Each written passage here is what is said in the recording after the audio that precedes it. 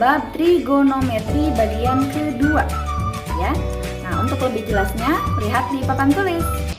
Nah, seperti pernah dijelaskan sebelumnya bahwa trigonometri kelas 10 SMA terdiri dari 7 subbab. Nah, kemarin kita sudah membahas bagian yang pertama yaitu ukuran sudut. Jadi sekarang kita akan membahas bagian yang kedua yaitu perbandingan trigonometri pada segitiga siku-siku. Baik, kita langsung saja pada pengertian trigonometri. Nah, trigonometri ini berasal dari bahasa Yunani, yaitu dari dua kata. Yang pertama, trigono yang artinya segitiga, dan yang kedua metri yang artinya ukuran. Ingat, tri itu artinya tiga ya. Sehingga trigonometri adalah cabang matematika yang mempelajari hubungan ukuran panjang sisi dan ukuran sudut pada segitiga. Nah, jadi trigonometri itu selalu berhubungan dengan segitiga. Nah, di sini kita lihat contoh ada suatu segitiga ABC. Yang pertama yang perlu kita ketahui adalah sudut atau titik A, B, dan C itu selalu ditulis dengan huruf besar. Ya, kemudian garis yang ada di hadapan sudut A disebut dengan garis A. Dan garis yang ada di hadapan sudut B disebut dengan garis B, dan garis yang ada di hadapan sudut C disebut dengan garis C. Nah, untuk garis itu penulisannya dengan huruf kecil. Masih ingat kan dengan penamaan sudut khusus?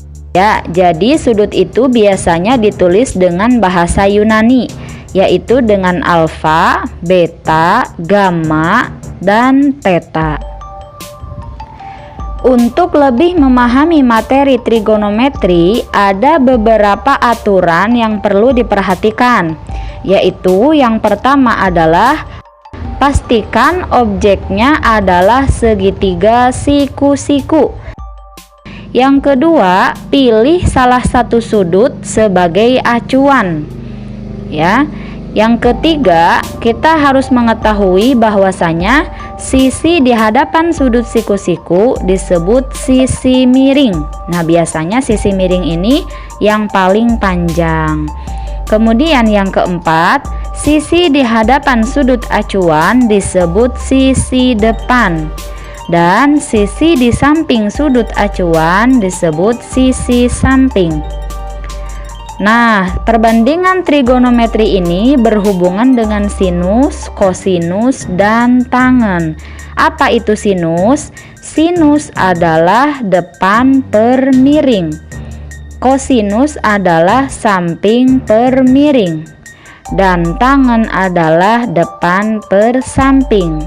Nah, kita biasa untuk menghafalnya dengan singkatan sindemi, kosami, tandesa. Sekali lagi ya, sindemi, kosami, tandesa.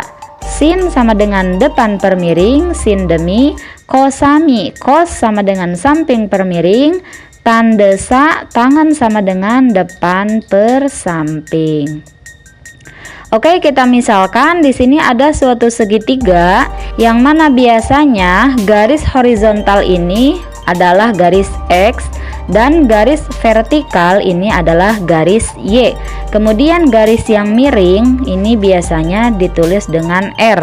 Ya, sisi miring ditulis dengan R. Dan di sana sudah ada sudut alfa.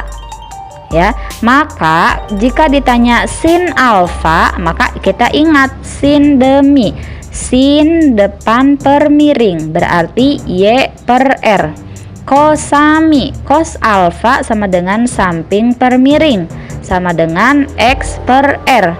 Tandesa, tan alfa sama dengan depan per samping sama dengan Y per X. Oke, sin ini memiliki kebalikan ya. Jadi sin sama dengan 1 per kosek, alias kebalikan dari sin adalah kosek, kebalikan kos adalah sek, dan kebalikan tangen adalah kotangen. ya. Sekali lagi ya, kebalikan dari sin adalah kosekan, kebalikan dari kos adalah sekan, dan kebalikan dari tangan adalah kotangan. Jadi apabila sinnya adalah y per r, maka kosekannya dibalikan jadi r per y. Apabila kosnya x per r, maka sekannya kebalikannya r per x. Dan apabila tangan sama dengan y per x, maka kotangannya tinggal dibalikan x per y. Baik, bagaimana apabila yang jadi sudut acuannya adalah sudut beta? Nah, ini rumusnya sama saja, cuman yang berubah adalah sisi depan dan sisi sampingnya. Kalau sisi miringnya tetap, ya, sisi miringnya tetap. Kemudian sisi depannya berarti yang ada di depan sudut beta, dan sisi sampingnya berarti yang di samping sudut beta. Jadi jika ditanya sin beta, maka sin demir berarti B per C. Kosamir, kos beta sama dengan A per C. Dan tan desa, tangan beta sama dengan depan per samping, B per A. Nah, di sini kita ada contoh untuk yang pakai angka ya. Perhatikan contoh di bawah ini ya. Ini ada suatu segitiga dengan sudut alfa. Dengan rumus tadi kita akan mengetahui sin alfa adalah sin demi, berarti depan 12 per miring 13. Kosami, kos alfa adalah samping 5 dan miringnya 13. Kemudian tan desa, tan de depan per samping, depannya 12, sampingnya 5. Lalu jika ada soal yang tidak semua garisnya diketahui, maka harus bagaimana? Nah, kalau kalian masih ingat dengan materi di SMP atau MTS, ada yang namanya rumus teorema Pythagoras, yang mana sisi miring dikuadratkan sama dengan sisi lainnya dikuadratkan lalu dijumlahkan. Sebenarnya ada 3 rumus ya, tapi kita cukup mengingatnya satu rumus saja ya. Jadi sisi miring dikuadratkan sama dengan sisi yang lainnya dikuadratkan lalu dijumlahkan. Nah, kita contohkan ya di sini 3, 4 dan 5. Sisi miringnya adalah 5 ya, yang paling panjang, kemudian yang miring. Kemudian 3 kuadrat ditambah 4 kuadrat, maka 9 ditambah 16 hasilnya 5. 5 kuadrat alias 25. Nah, ternyata ini berlaku untuk kelipatan dari ketiga garis tersebut. Misalnya bagaimana? Misalnya begini. 4 kali 6 hasilnya 24. Kemudian 3 kali 6 hasilnya 18. Otomatis sisi miringnya pasti 30. Kenapa 30? Karena 5 kali 6 gitu. Nah, inilah yang disebut dengan triple Pythagoras. Jadi jika ada soal segitiga ABC panjangnya 6 dan 10, maka berapa panjang BC? Nah, kita bisa lihat dari tipe awalnya ya. Tipe awalnya adalah 3, 4, 5.